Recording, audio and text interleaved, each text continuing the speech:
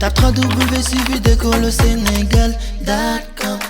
À école au Sénégal, c'est facile, tu n'as qu'à te connecter. Tape école au Sénégal, les leçons sont beaucoup plus détaillées. Bien, donc là c'était l'organisation de la société négro-africaine.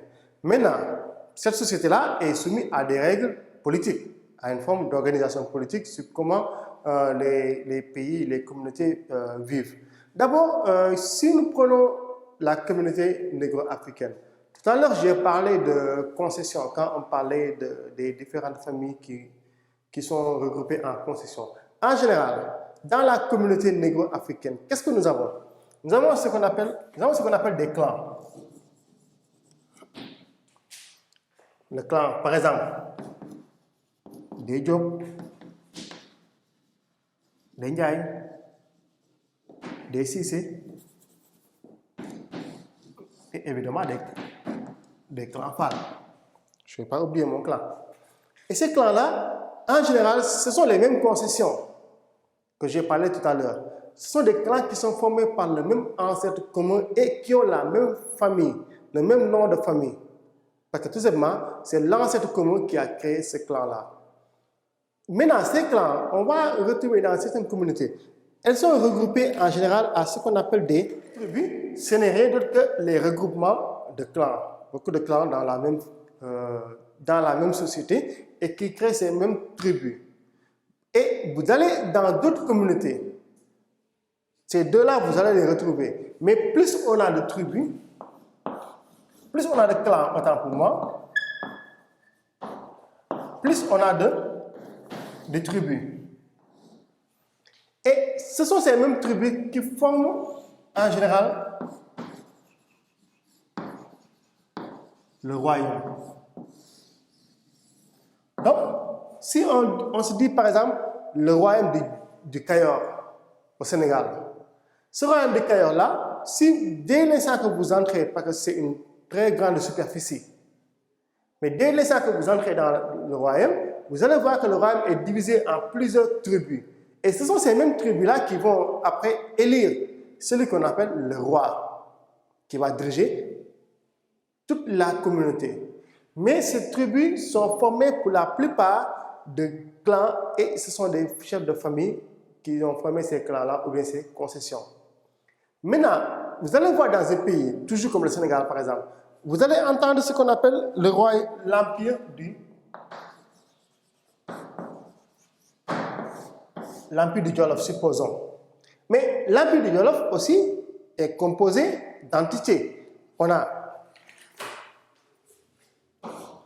peut avoir ici le royaume du Cayor, on a le royaume du Waalo,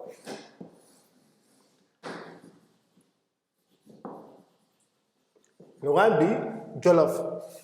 Et tous ces royaumes-là dépendent de l'empire, ce qu'on appelle des royaumes vassaux. Dans un empire bien déterminé, ces royaumes-là, on les appelle des lamans. Les lamans dans la communauté sénégalaise, les lamans, ce sont des gouverneurs de provinces, parce que les royaumes constituent des provinces pour l'empire. Dans d'autres communautés, par exemple, vous allez dans l'empire musulman, on a l'émir. L'émir qui est le gouverneur. Et l'émir même, on a l'appellation qui continue toujours à exister dans la communauté musulmane, dans les pays arabes. L'émir du Koweït, l'émir du Qatar, parce qu'eux, ils n'ont pas de président. Dans le système politique, ils n'ont pas de président. Mais dans la société traditionnelle africaine, avant qu'on ne puisse accéder à l'indépendance, on avait cette même organisation politique. Où le clan, c'est l'organisation de base, et à la tête, nous avons l'empire.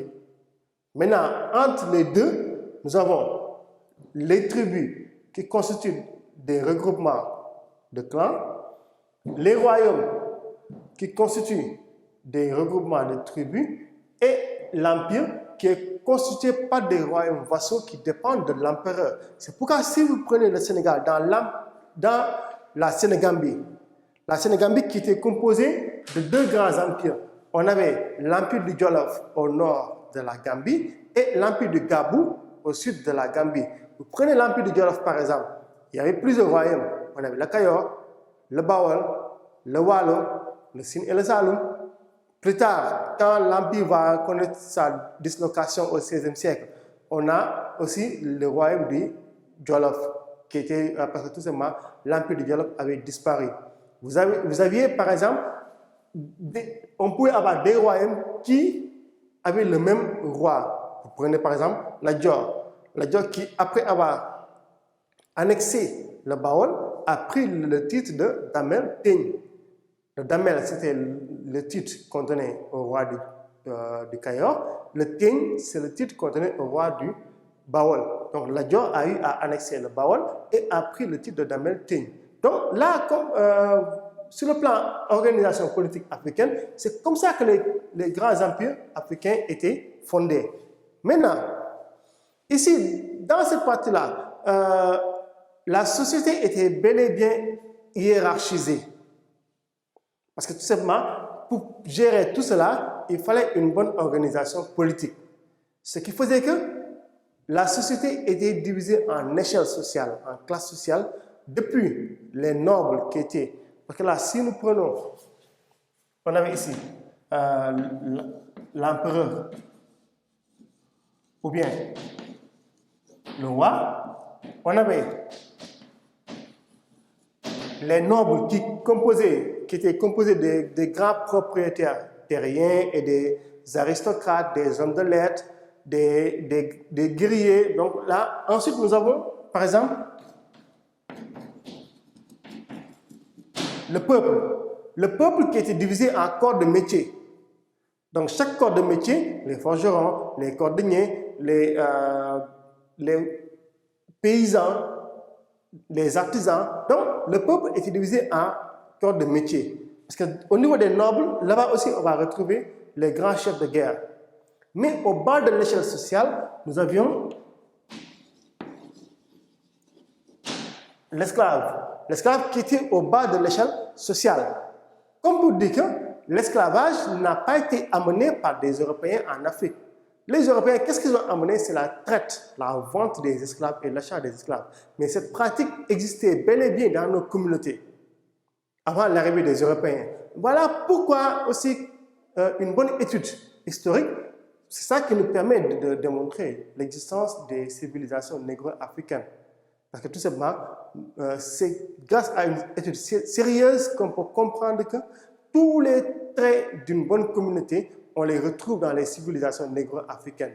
Donc, l'esclavage était bel et bien présent dans nos communautés parce que tout simplement, les captifs de guerre, les prisonniers de guerre, on les considérait comme des esclaves dans la société négro-africaine.